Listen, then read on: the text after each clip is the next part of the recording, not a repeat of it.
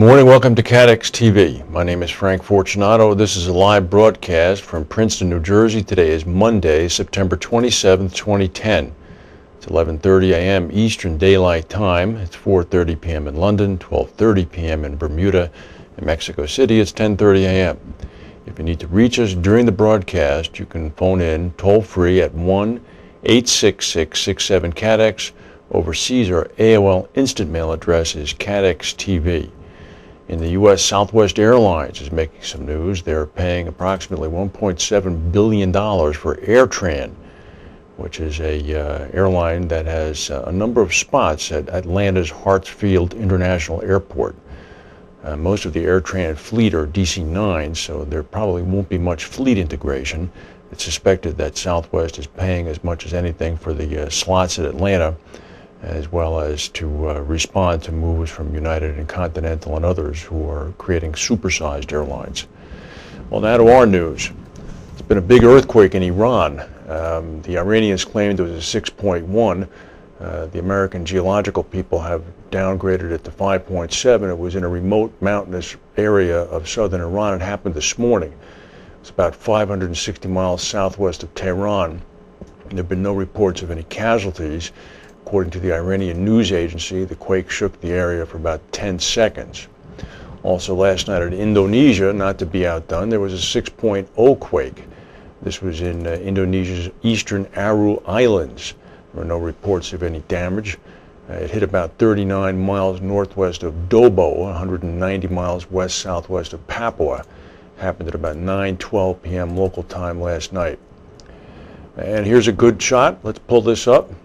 National Hurricane issued its latest advisory on Tropical Depression Lisa on Sunday night. That's way up there in the east. You see it's been downgraded now to yellow, so now for the first time in weeks, Monday begins with no hurricanes on track in the Atlantic Basin. Let's keep that up a bit, though. You see over on the left towards the west, that broad area of low pressure. It does have a 30% chance of developing into a tropical cyclone in the next 48 hours. And then all the way over to the right, you do see another low pressure system. That's about 725 miles west-southwest of the Cape Verdes. That's got about a 30% chance to develop. So this is all in all a pretty good picture for a Monday at the end of September, considering that we have another month plus of the hurricane season.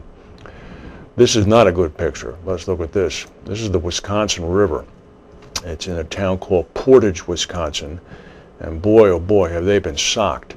Rains that have been inundating Minnesota and northern Wisconsin have filled the Wisconsin River to the point of blowing through some of the levees in this town, Portage. And now, in fact, what's happened is much of the town has been evacuated. Several dikes that are part of the Caledonia-Lewiston levee system that are 110 years old have been literally blown through by the rising water. The problem now is that the Wisconsin River empties into the Mississippi River, which is going to increase the level of the Mississippi River, and it has people all the way down the river to New Orleans on red alert now as this giant ball of water is going to begin to head south. There was a terrible bus crash in Germany yesterday near Berlin. 13 Poles were killed when a tour bus crashed on its way home to Poland from a holiday in Spain. The crash occurred sometime yesterday morning. It was on its way back from Spain. It crashed on a highway just outside Berlin on Sunday. A car entering the highway hit it, causing the bus to hit a bridge abutment. The Polish Prime Minister went to the scene late yesterday. German Chancellor Angela Merkel offered her condolences after the crash and pledged that Germany would do whatever it could to help those who were injured. And at Kennedy International Airport on Saturday night, this plane, a Canada Air Regional Jet 900, that is part of Delta Airlines connector system, Atlantic Southeast Airlines, was bound from Atlanta to White Plains Airport in Westchester County. The plane circled the airport for about an hour. Apparently they were having difficulty with the right wheel. It was jammed and did not go down. So the pilot then took the plane to Kennedy Airport, where he balanced the landing on the left landing gear, and then at the very last second dipped down the right wing, which caused a cascade of sparks in the nighttime landing. The plane landed safely, and all of the passengers were able to escape right through the main door with no reports of injuries. So it's another Captain Sullenberger kind of event. Stock market in New York is down about 28 points right now. We'll go to a word from our sponsors. Every day, the world wakes up and goes to work, pursuing the unique opportunities that lead the global economy forward. The complexity and close connectivity of today's global marketplace is a true modern miracle that can create unparalleled success. But it takes confidence, passion, innovation, and understanding. Enabling opportunity. Protecting capital. Engineering innovation. Investing in your future. Ensuring continuity. Finding the right balance. It takes Aon.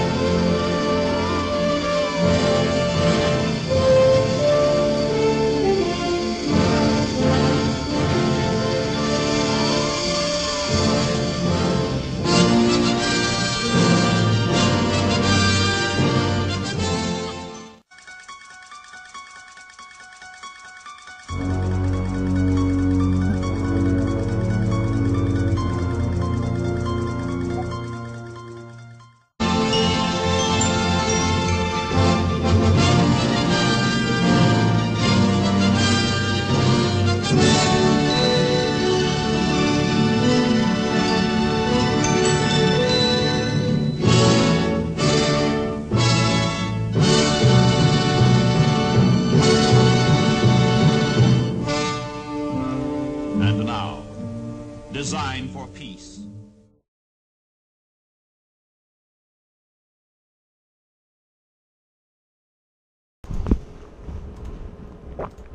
Christopher Monroe in today's Insurance Day is writing that JLT's growing aviation and aerospace market share has had two big additions recently.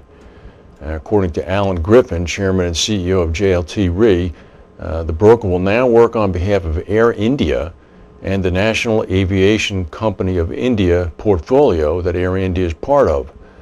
Marsh had this account for 1 year, and prior to Marsh, Aon had it. In addition to that, JLT has managed to get the DHL account from Aon. DHL is a pretty big one. That's a prestigious portfolio that includes a further 21 associated airlines. Chairman Griffin said there are plans afoot for JLT now to grow in the space market. And now that they've managed to get Clive Strickland, a broker who's expert in space insurance, to move over from SATEC, JLT was recently appointed to develop a specialist insurance package for protection on a multi-launch program alongside Marsh. So JLT's putting their foot into some pretty big pools here. Well, here's some possible big news. The American Treasury Department may announce plans as early as this week that will return AIG to independence and recoup taxpayer money from the AIG bailout. The biggest part of that strategy is for the U.S. Treasury to begin converting its $49 billion preferred stake in AIG into common stock for sales by the first half of next year. The timing of the announcement will depend on the pace of talks between regulators and AIG. The government is seeking to dispose of its AIG stake, just as AIG's CEO, Robert Benmosh, is preparing divestitures of two non-life U.S. divisions. He says that these divestitures would largely repay the firm's Federal Reserve credit line. That's another credit line. MetLife said this month that it's going to buy AIG's American Life Insurance Company for about